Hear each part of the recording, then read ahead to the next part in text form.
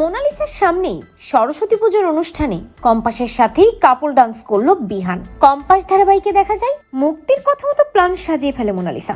সুযোগ বুঝে সরস্বতী মায়ের মূর্তিটাকে নষ্ট করে দেবে মোনা, আর তারপর বিহান কম্পাসকে তাড়িয়ে দেবে।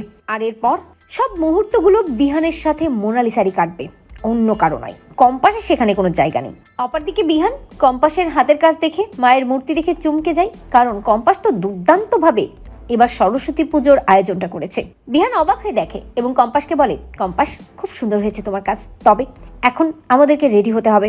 আর এরপর পুজো আছে, তারপর সাংস্কৃতিক অনুষ্ঠান আছে, সবকিছুতেই কিন্তু আমাদেরকে অ্যাটেন্ড করতে হবে।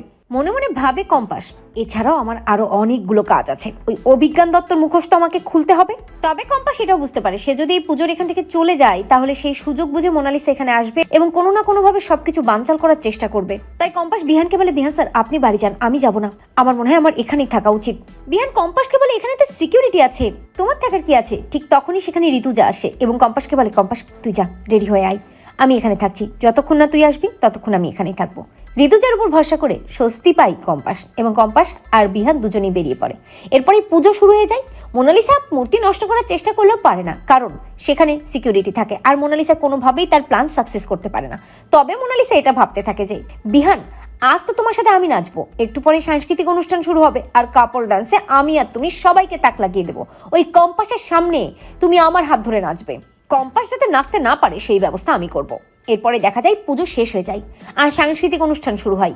কম্পাস যখন সবকিছু অ্যারেঞ্জমেন্ট করায় ব্যস্ত, ঠিক তখনই কম্পাসের পায়ে ধাক্কা দিয়ে কম্পাসকে ফেলে দেয় মোনালিসা, এবং কম্পাসের পায়ে বেশ মচকা লাগে, বেশ ব্যথাও পায় কম্পাস। কম্পাস সোজা হয়ে দাঁড়াতেই পারে না। অন্যদিকে অ্যানাউন্সমেন্ট করা হয়, এখন কাপল ডান্স হবে, আর এখন আমাদের সামনে পারফর্ম করবে বিহান স্যার।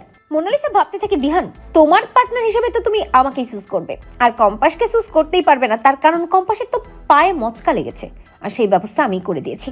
অপরদিকে বিহান ভাবতে থাকে, আমি যে আজ ভাবলাম তোমার সাথে কাপল ডান্স করবো কম্পাস। মাইকে বিহানকে ডাকতেই থাকে।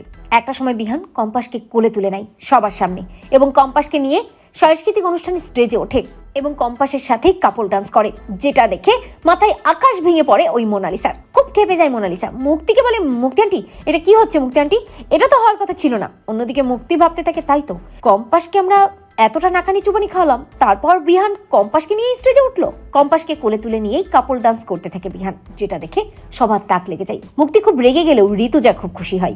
তো বন্ধুরা, তোমরা এটা চাও তো এভাবেই যেন মোনালিসার বাধা উপেক্ষা করে কম্পাসকে নিয়েই কাপল ডান্স করে বিহান? কমেন্ট করে জানাতে ভুলো না।